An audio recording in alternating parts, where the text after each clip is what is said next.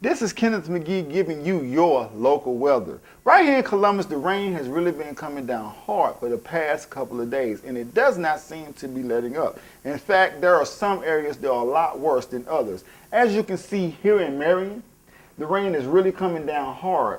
You know that because it's really yellow. But in other areas, you have, like in Columbus and Grove City, you got darker green, meaning a little heavy rain, not so bad. In areas like Springfield, you have light rain, which means that represents the light green, which means light rain. Areas like Mount Vernon, Lancaster, and Newark also has light rain. If you live in any of these areas, please be careful because the roads are very wet and slippery. As you can tell, the rain has subsided and the sun is shining. It is now a beautiful day outside.